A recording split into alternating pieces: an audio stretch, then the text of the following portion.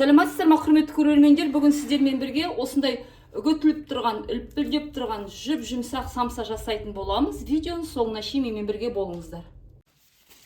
Ал самсамыздың қамыры да, ұны дайын, иленді. Енді осыған бізде шай қасықпен толтырып бір қасық, сосын тағы да жарты қасық саламын.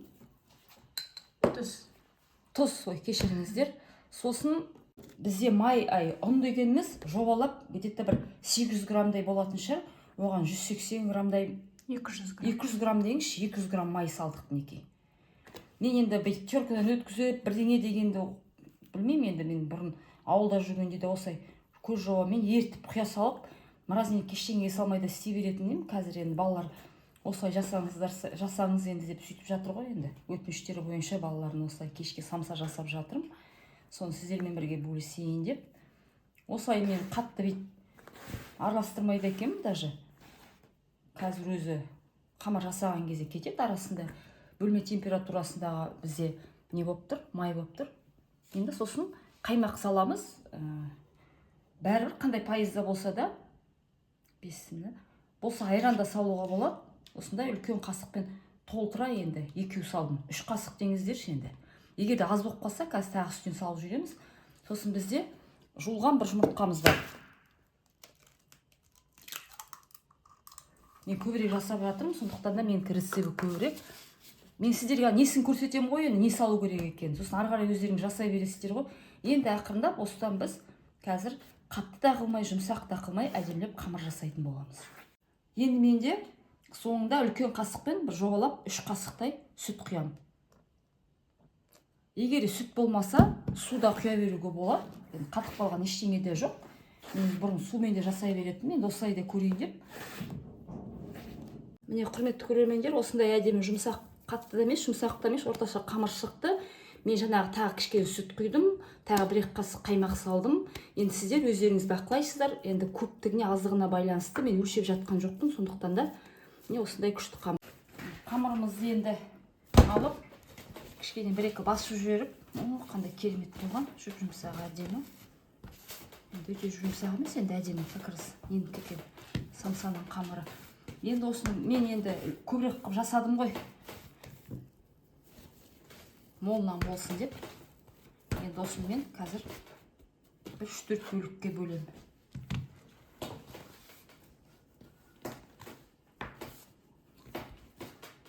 Осылай бөліп, әрқайсысын дөңгелетіп алып,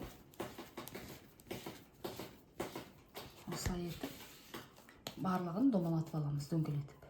Мінекей қамырларымыз 3 қамырды жасап, жайып, майын салып, домалатып қойып қойдық. Енді уақыт алмайық деп, енді соңғысын сіздермен бірге бөлісейін деп отырмын. Мінекей қамыр өте әдемі болған, күшті енді.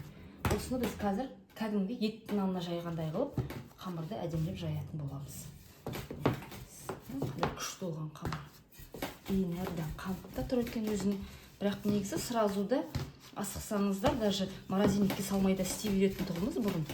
Қазір енді кішкене қатыру керек деп жатыр ғой. Осылай қамыр жасап аламыз, әдемі. Мінекей осылай етіп қамырымыз жайып алды. Мінекей күшті дөңгелек қылып. Енді қисық шығар, енді маған дөңгелек болып тұр енді. Осылай етіп. Енді осыған бізде бөлме температурасына маналық қойғанбыз. Біз осындай үйдің майы, сармай, жаңағы үшеуіне жақтық, 4 қамыр шықты. Енді осыны сіздерге көрсетейін деп жатырмын. Бесміллә деп осылай жағып шығамыз. Егер де кішкене тұрады қамыр, асықпаймын, жайрақ пісіремін, не болмаса бір шеттен кейін жасаймын, қамырын жасақ қоя салайын десеңіздер, онда болады, майды кішкене ертіп, сосын ондай щеткамен бірдеңемен жағуға да болады. Олай май аз кетеді деп ойлаймын. Бірақ енді үйдің сармай болғаннан кейін біз дүкендікін пайдаланбаймыз. Осындай сармай болғаннан кейін мен сармаймен жасаған жақсы көремін. Осылай етіп барлығына жағып аламыз. Неке осылай етіп жағып алдық. Енді ақырында осыны етеміз. Осылай етіп соңына шейін дөңгелетіп аламыз. Самсаның қамыры өте қатты болмау керек, құрметті көрермендер. Өте жұмсақ та болмау керек. Енді өздеріңіз бақылайсыздар. Әркім әрқалай жасайды. Кейбіреуі қамырын жай суға ғана елеп, азғантай ғана сұйық май құяды да, тұзбен солай жасап, сосын ішіне осылай майын көбірек қылады. Олай да жаман болмайды. Мен енді өзімнің қалай жасап жатырмын, солай сіздерге көрсетейін деп тұрмын. Дұрыс болмай қалған жері болса айта кетіңіздер, сіздер қалай жасайсыздар. Осылай етіп, мен соңына шейін осылай үлкен қылып жаюға да болатын еді. Оған мен нан тақтайым, кішкене не болмай тұр оған. Осылай етіп алып, енді өйстіп дөңгелетіп, аналарды жаңа мен енді бір 15 минуттай бұрын салып қойдым ғой. Соларды алып жасай беретін боламыз. Мынаны оның орнына қазір салып қоямын. Бізде 1 килограмм тауықтың тартылған еті бар. Сосын 2 дана картоғымыз, сосын 3 үлкен пиязымыз бар. Енді осының бәрін уақыттап тұрып турап аламыз.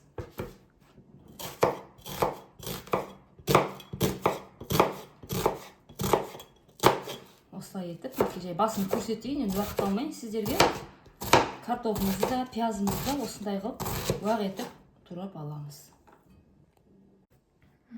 Турап алдық, енді шай қасықпен мен 3 қасықтай әзірше сала тұрамын. Сосын татымына қарай тағарғай көретін боламыз. Себебі тауықтың еті деген бізді көп қажет етеді, үйдікіндей емес. Енді анау үйдің еті дәмі бәрі ұзалып тұрады ғой. Мынау тауықтың еті болғаннан кейін бүгін осы тауық етіне жасап көрейік деп жатырмыз. Менде 1-2 балам үйде тауықтың етін жейді, сосын бәріміз бірге болайық деп бүгін осы тауықтың етін жасап көріп жатырмыз. Жақсылап осылай араластырып алыңыздар. Кейбіреулер енді осыған сұйық май құйып жатады, сливочный майды бөліп салып жатады. Енді өзінің сорпасы да, мынау картоптың суы шығады, жуанның, пияздың суы шығады. Сондықтан мен ештеңе салмайын деп тұрмын. Тұзы бәрі әдемі, керемет болды. Енді самсамызды түйуге дайындалайық. Бірінші қойғанымызды алдық. Әдемі болып қалыпты. Енді мен өлшемеймін, енді осылай көз жауымен жасаймын. Осылай. Өйткені жасап жүр қой бәрімізді. Енді осылай көз жауымен барлығында өйстіп кесіп алайық. Осылай бөлшектерге бөліп алдық. Енді үстінен осылай қолдарыңызбен ақырындап отырып басасыздар. Осылай етіп барлығын жасап аламыз. Біреуін жасап қойдық. Енді тағы да өйстіп жайып алып, самса деген өте тойымды тамақ. Бірақ біздің балалар құр өзін жемейді енді.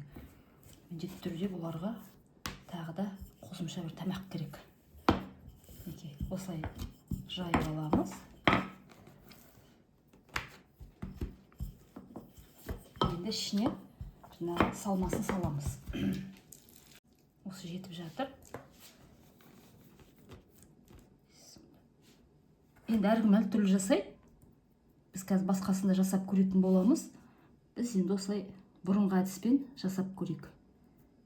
Осылай етіп, жерлерін қысып, қайталап тағы бір жуып өтіңіздер. Осылай етіп, самсамыздың барлығын жасап аламыз. Осылай етіп, керемет самса жасап алдық. Бізде бір жұмыртқаның сарысы бар. Оған шай қасықпен 1,5 қасық, ас қасықпен, то есть кешіріңіздер, сүт құйдық.